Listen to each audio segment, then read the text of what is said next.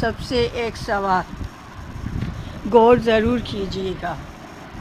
آپ اگر نماز نہیں پڑھتے تو آپ کے بچوں کو نماز کون سکھائے گا؟ آپ کے بچوں کو مسجد کون لے جائے گا؟ اولاد کو نماز سکھانے کا حکم رسول اللہ صلی اللہ علیہ وسلم نے فرمایا، جب تمہاری اولاد 7 سال کی ہو جائے تو تم ان کو نماز پڑھنے کا حکم دو، اور جب وہ 10 سال کی ہو جائے تو اس پر یعنی نماز نہ پڑھنے پر مارو اور ان کے سونے کے بستر الگ کر دو۔ یہ ابو داؤد کی حدیث ہے۔ اس حدیث میں رسول اللہ صلی اللہ علیہ وسلم والدین کو حکم فرما رہے ہیں کہ وہ اپنی اولاد کو 7 برس کی عمر میں ہی نماز کی تعلیم دے کر نماز کا عادی بنانے کی کوشش کرے، اور اگر وہ 10 برس کی ہو کر نماز نہ پڑھے تو والدین انہیں سزا دے کر نماز کا پابند بنائیں۔ ترک نماز چھوڑنا کفر کا اعلان ہے۔ سیدنا جابر رضی اللہ عنہ روایت کرتے ہیں کہ میں نے رسول اللہ صلی اللہ علیہ وسلم کو یہ فرماتے ہوئے سنا، بے شک آدمی اور شرک و کفر کے درمیان فاصلہ مٹانے والا عمل نماز کا ترک ہے۔ صحیح مسلم کی حدیث ہے یہ۔ اس کا مطلب یہ ہے کہ اسلام اور کفر کے درمیان نماز دیوار کی طرح حائل ہے۔ دوسرے لفظوں میں ترک نماز مسلمانوں کو کفر تک پہنچانے والا عمل ہے۔ جابر رضی اللہ عنہ سے سندھی مروی ہے کہ رسول اللہ صلی اللہ علیہ وسلم نے فرمایا، بندے اور کفر کے درمیان فرق کرنے والی چیز نماز کا چھوڑنا ہے۔ یہ ترمذی کی حدیث ہے۔ فضیلت نماز رسول اللہ صلی اللہ علیہ وسلم نے فرمایا، 5 نمازیں ان گناہوں کو جو ان نمازوں کے درمیان ہوئی مٹا دیتی ہے، اسی طرح ایک جمعہ دوسرے جمعے تک کے گناہوں کو مٹا دیتا ہے، جبکہ کبیرہ گناہوں سے اجتناب کیا گیا ہو۔ صحیح مسلم کی حدیث۔ مثلاً فجر کی نماز کے بعد جب ظہر پڑھیں گے تو 2 نمازوں کے درمیان عرصے میں جو گناہ، لغزشیں اور خطائیں ہو چکی ہوں گی، اللہ تعالیٰ انہیں بخش دے گا۔ اس طرح رات اور دن کے تمام صغیرہ چھوٹے گناہ نماز پڑھ جگانا سے معاف ہو جاتے ہیں۔ یا 5 نمازوں پر ہمیشگی مسلمانوں کے نامہ اعمال کو ہر وقت صاف اور سفید رکھتی ہے، تاکہ انسان نماز کی برکت سے آہستہ آہستہ سے صغیرہ گناہوں سے باز رہتے ہوئے کبیرہ گناہوں کے تصور سے کانپ اٹھتا ہے۔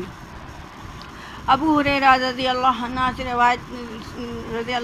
روایت کرتے ہیں کہ رسول اللہ صلی اللہ علیہ وسلم نے صحابہ سے فرمایا، اگر کسی شخص کے دروازے پر نہر جاری اور وہ روزانہ اس میں 5 دفعہ نہائے تو تمہارا کیا گمان ہے؟ کیا اس کے بدن پر کچھ بھی میل باقی رہ سکتا ہے؟ صحابہ نے عرض کیا کہ نہیں یا رسول اللہ، ہرگز نہیں۔ آپ صلی اللہ علیہ وسلم نے فرمایا کہ یہی حال 5 وقت کی نمازوں کا ہے کہ اللہ پاک ان کے ذریعے سے گناہوں کو مٹا دیتا ہے۔ صحیح بخاری کی حدیث۔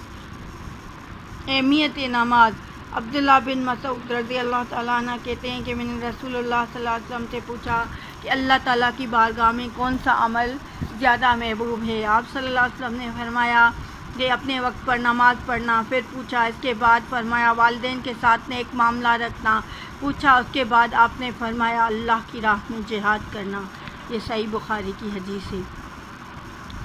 رسول اللہ صلی اللہ علیہ وسلم نے فرمایا سب سے عمل اول وقت پر نماز پڑھنا ہے۔ نبی صلی اللہ علیہ وسلم نے فرمایا قیامت کے دن جب اللہ تعالیٰ بعض دوزخیوں پر رحمت کرنے کا ارادہ فرمائے گا تو فرشتوں کو حکم دے گا کہ وہ دوزخ سے ایسے لوگوں کو باہر نکال لائے جو اللہ کی عبادت کیا کرتے تھے۔ فرشتے انہیں نشان سجدہ سے پہچان کر دوزخ سے نکال دیں گے، کیونکہ سجدے کی جگہوں پر اللہ تعالیٰ نے دوزخ کی آگ حرام کر دی ہے، وہاں آگ کا کچھ اثر نہ ہوگا۔ یہ صحیح بخاری کی حدیث ہے۔ تو ہمیں سوچنا چاہیے کہ اگر ہم خود نماز نہیں پڑھتے تو ہمارے بچے کیسے پڑھیں گے؟ تو ہم اپنے بچوں کو کیا سکھائیں گے؟ ہم اپنے بچوں کو جب نماز ہی نہیں سکھا سکتے تو ہم انہیں اور دین کیا سکھائیں گے؟ ہم انہیں اور دین کی نالج کیا دیں گے؟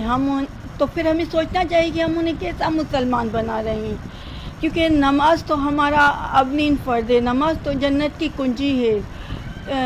تو پھر ہم جب نماز سے ہی کنارہ کشیں، جب خود ہی ہم 5 وقت نماز نہیں پڑھتے، ہمیں فکر بھی نہیں ہوتی، اذان ہو رہی ہوتی ہے اور ایسے بوجھ محسوس ہو رہا ہوتا ہے کہ جیسے بس یہ اب جلدی سے ختم ہو جائے تو ہم اپنے اضافی کام کرنا شروع کر دیں جو ہمارے لیے بہت ضروری ہے، اور ہماری اتنی نمازیں قضا ہو جاتی ہیں کہ جس کا ہمیں اندازہ ہی نہیں اور جس کا ہمیں احساس ہی نہیں. تو ہمیں سوچنا چاہیے کہ ہم کہاں جا رہے ہیں، ہم اپنا کیا خسارہ کر رہے ہیں، ہم اپنا کیا نقصان کر رہے ہیں. سوچئے گا ذرا. اللہ ہم سب کو نماز کا پابند بنائے، اللہ ہم سب کو اپنا فرما بردار بنائے، اللہ ہم سب کو اپنا اور رسول پاک صلی اللہ علیہ وسلم کا اطاعت گزار بنائے. آمین ثم آمین یا رب العالمین. السلام علیکم ورحمۃ اللہ وبرکاتہ.